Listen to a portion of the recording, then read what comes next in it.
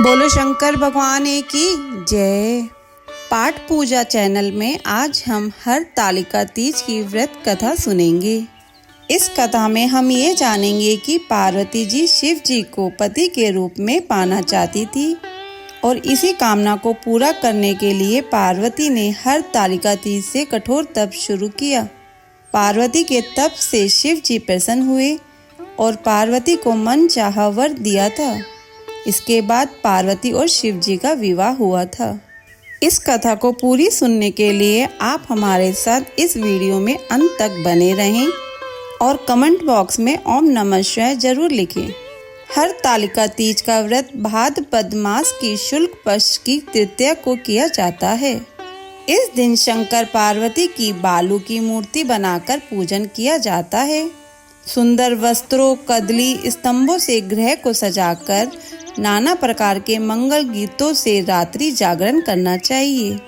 इस व्रत को करने वाली स्त्रियां पार्वती के समान सुख पूर्वक पति रमन करके शिवलोक को जाती हैं। इस व्रत के महात्म्य की कथा भगवान शंकर ने पार्वती को उनके पूर्व जन्म का स्मरण कराने हेतु इस प्रकार कही थी। एक बार तुमने हिमालय पर गंगा तट पर अपनी बाल्यावस्था में 12 वर्ष की आयु में अधोमुखी होकर घोर तप किया था। तुम्हारी कठोर तपस्या को देखकर तुम्हारे पिता को बड़ा दुख होता था।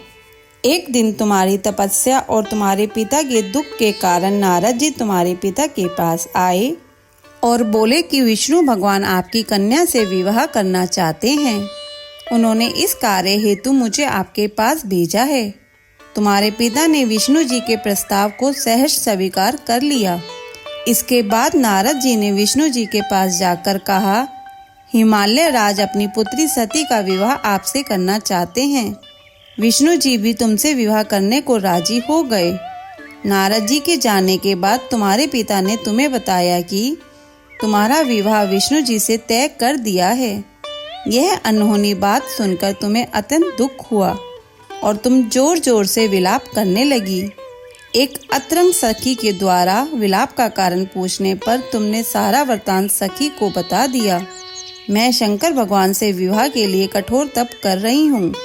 उधर हमारे पिता श्री विष्णु जी के साथ मेरा संबंध करना चाहते हैं। क्या तुम मेरी सहायता करोगी? नहीं तो मैं प्राण त्याग दूंगी। तुम्हारी सखी बड़ी दूरदर्शी थी। वह तुम्हें एक घनघोर जंगल में ले गई। इधर तुम्हारे पिता तुम्हें घर में न पाकर बहुत चिंतित हुए। मैं विष्णु जी से उसका विवाह करने का वचन दे चुका हूँ। वचन भंग की चिंता से वह मूर्छित हो गए। इधर तुम्हारी खोज होती रही और तुम अपनी सहेली के साथ नदी के तट पर एक गुफा में मेरी तपस्या करने में लीन हो गई। भाद्रपद शुक्ल की तृतीया को हस्त नक्षत्र में तुमने रेता का शिवलिंग स्थापित करके व्रत किया और पूजन तथा रात्रि जागरण भी किया। तुम्हारे इस कठिन तप व्रत से मेरा आसन डोलने लगा। मेरी समाधि टूट गई। मैं तुरंत तुम्हारे पास पहुंचा और वर मांगने का आदेश दिया। तुम्हारी मांग तथा इच्छा अनुसार तुम्हें मुझे अर्धांगिनी के रूप में स्वीकार करना पड़ा। तुम्हें वरदान देकर मैं कैलाश पर्वत पर चला गया। प्रातः होते ही तुमने पूजा की समस्त सामग्री को नदी में प्रवाहित करके अपनी सहेली सहित व्रत का पारण किया। उसी समय तुम्हें खोजते हुए हिमालय राज उस स्थान पर पहुंच गए। बिलखते हुए तुम्हारे घर छोड़ने का कारण पूछने लगे। तब तुमने उन्हें बताया कि मैं शंकर भगवान को पति के रूप में वरण कर चुकी हूँ, परंतु आप मेरा विवाह विष्णु जी से करना चाहते थे, इसलिए मुझे घर छोड़कर आना पड़ा। मैं अब आपके साथ घर इसी शर्त पर चल सकती हूँ कि आप मेरा विवाह विष्णु जी से न करके भगवान शिव से करेंगे। गिरिराज तुम्हारी बात मान गए और शास्त्रोक्त विधि द्वारा हम दोनों को विवाह के बंधन में बांध दिया। इस व्रत को हरतालिका इसलिए कहते हैं कि पार्वती की सखी उसे पिता के घर से हर कर घनघोर जंगल में ले गई थी। शंकर जी ने पार्वती जी से यह भी बताया कि जो स्त्री इस व्रत को परम श्रद्धा से करेगी उसे तुम्हारे समान ही अचल स्वर्ग प्राप्त होगा। बोलो शंकर भगवान की जय। बोलो पार्वती माता की जय। यह थी हरतालिका तीज की व्रत कथा।